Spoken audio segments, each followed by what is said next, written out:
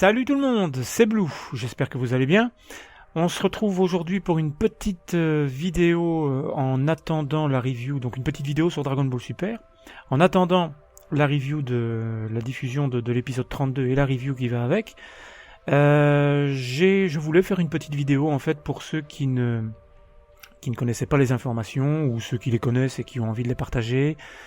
C'est une petite vidéo présentation récapitulatif et qui doit permettre le débat en fait entre fans de cette série sur les participants de l'univers 6.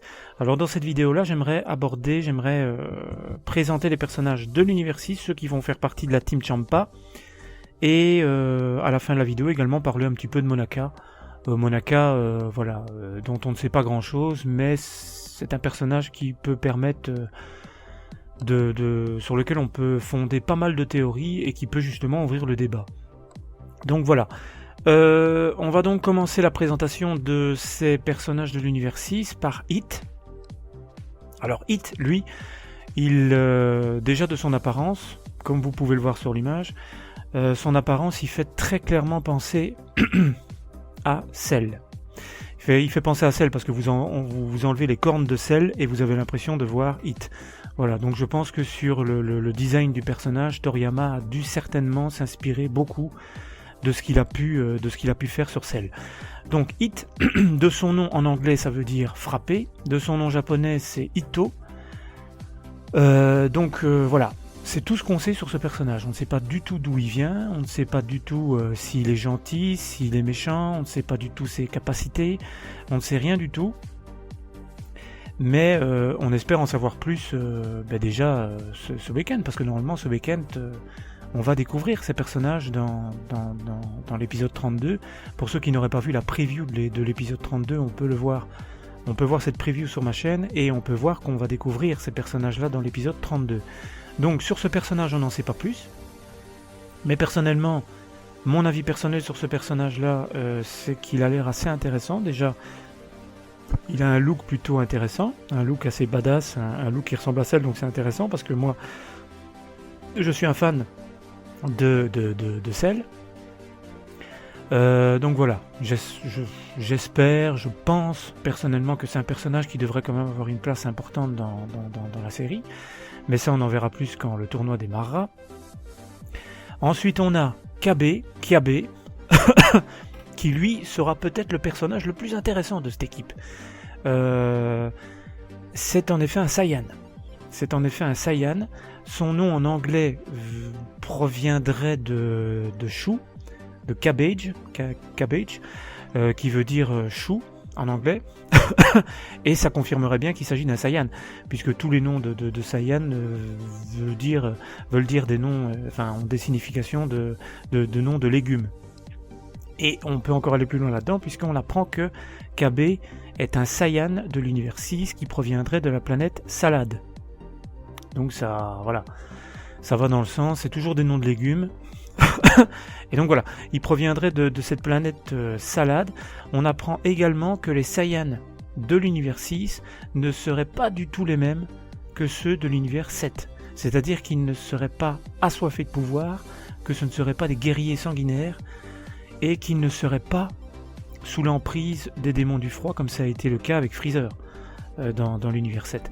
Et c'est d'ailleurs pour ça qu'on peut voir, on peut le voir sur l'image, que la tenue de Kabe, c'est la tenue de base, c'est la tenue initiale des Saiyans avant qu'ils soient sous l'emprise de Freezer.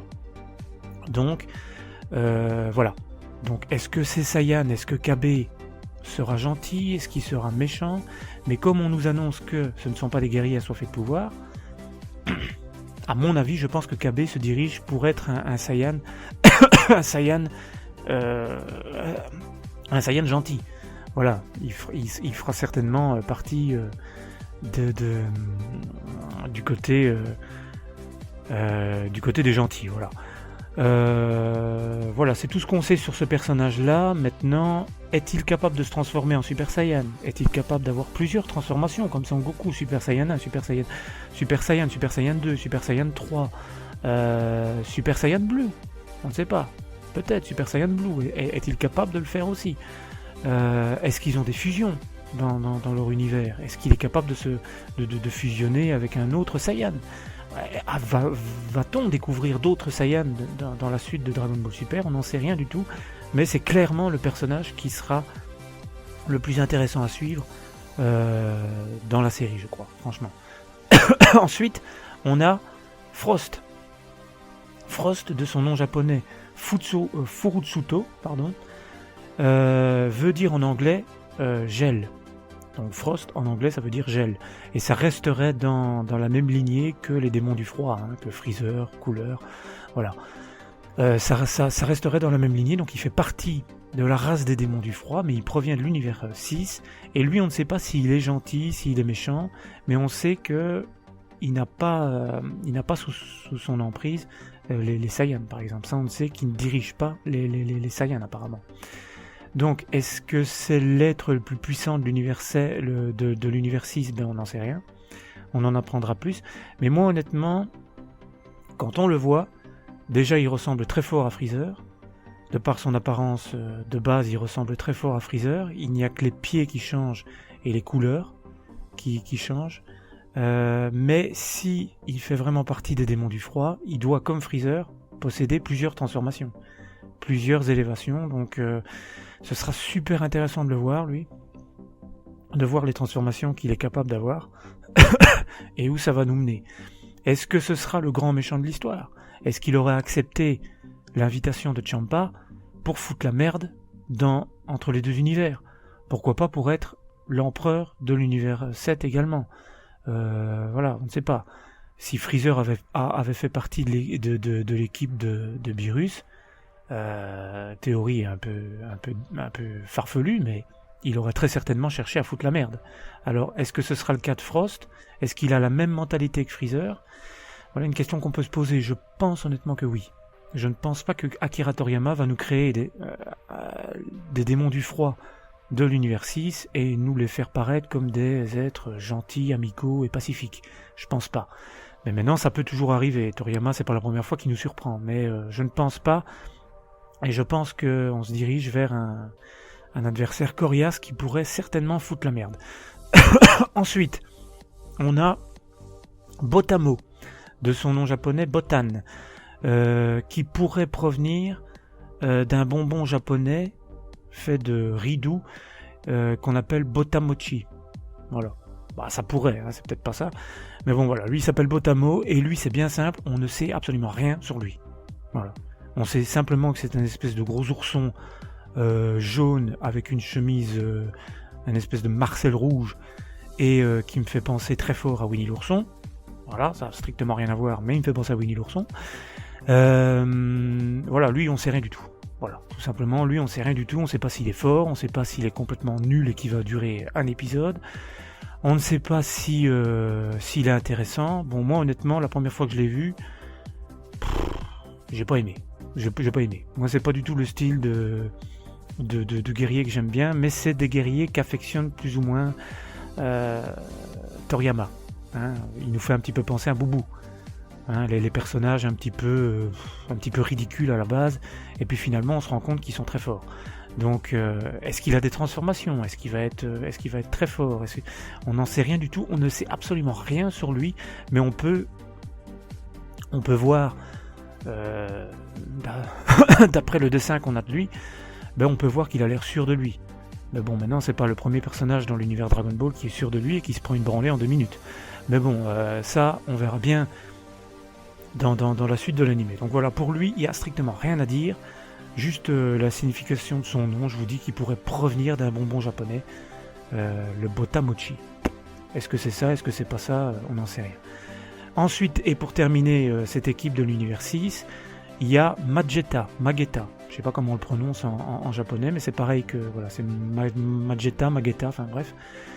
Et lui, il pourrait provenir du nom Magelu, qui signifierait, je sais pas si je le prononce bien, mais qui signifierait courbe.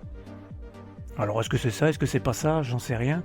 Mais en tout cas, ça correspond pas trop au personnage, parce que le personnage, comme on peut le voir sur l'image là, c'est un personnage, c'est un être métallique ou un humain dans une machine.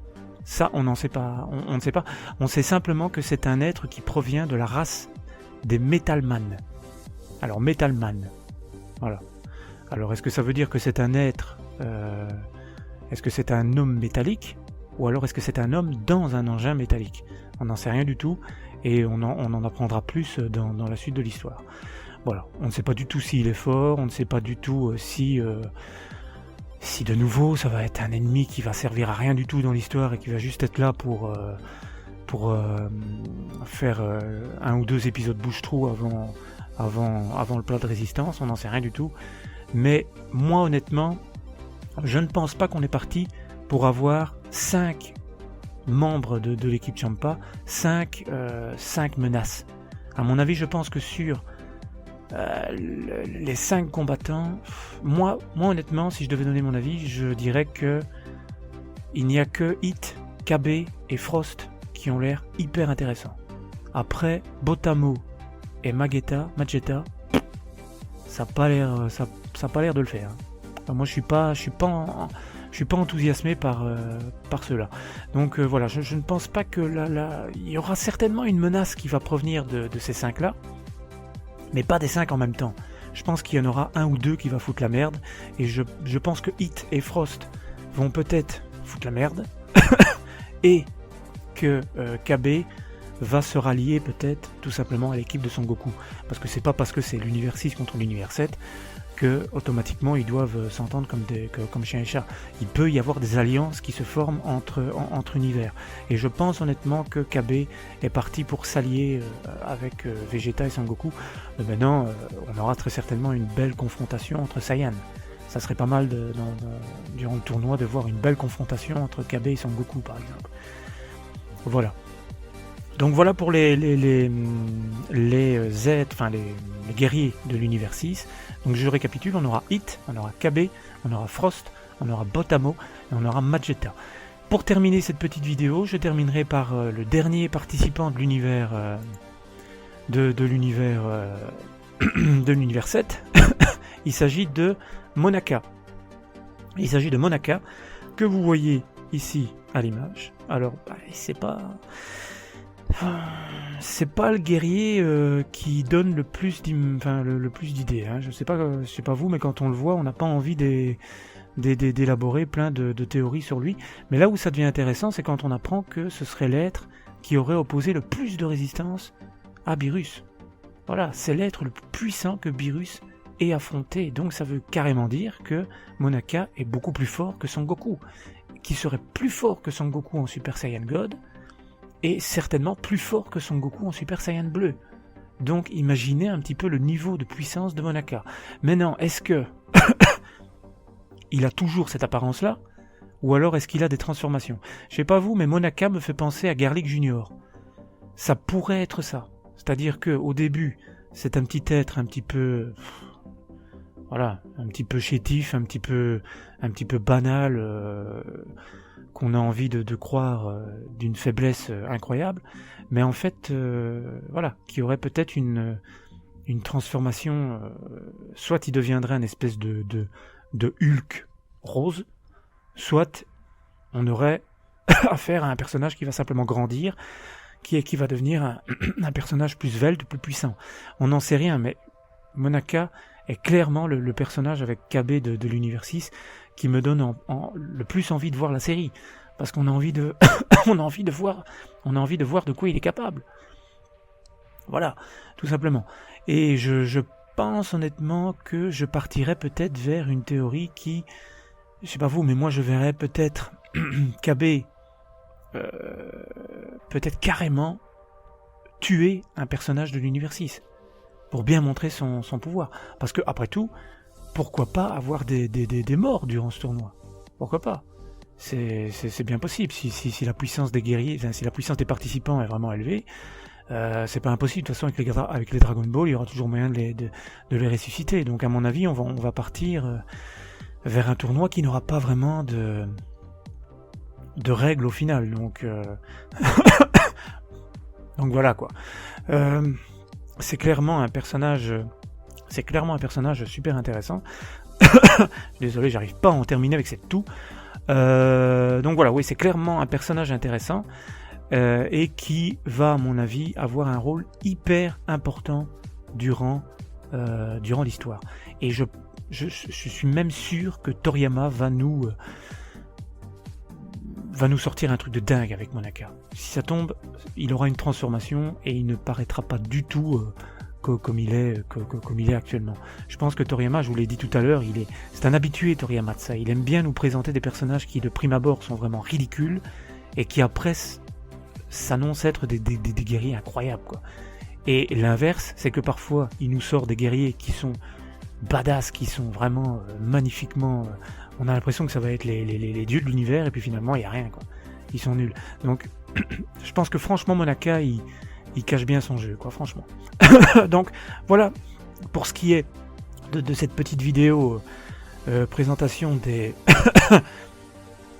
des guerriers de l'univers 6 de l'équipe de Champa et de Monaka. Alors moi je vous ai donné plus ou moins les idées que j'avais en tête, hein. Ce n'est pas les seuls, mais bon, si je dois commencer à élaborer toutes les théories que j'imagine, on en a pour une vidéo d'1 heure, c'est pas le but non plus, donc n'hésitez pas, hein, dans les commentaires, comme vous le faites déjà, n'hésitez pas de continuer à donner vos impressions, de donner vos théories, de donner voilà, de donner vos idées sur les personnages, sur ce que vous aimeriez voir, sur ce que vous pensez voir pour la suite de ce manga. Voilà, ce sont des vidéos qui permettent le débat et voilà. Donc ça c'est ce que je souhaiterais pour cette vidéo. Voilà, on va en rester là pour cette petite vidéo présentation et on se retrouve bien sûr ce week-end, hein, pour la vidéo review de l'épisode 32 où on pourra découvrir ces personnages et j'espère pouvoir vous apporter davantage d'informations. Voilà, je vous remercie d'avoir regardé cette vidéo et je vous dis à très bientôt. Salut à tous!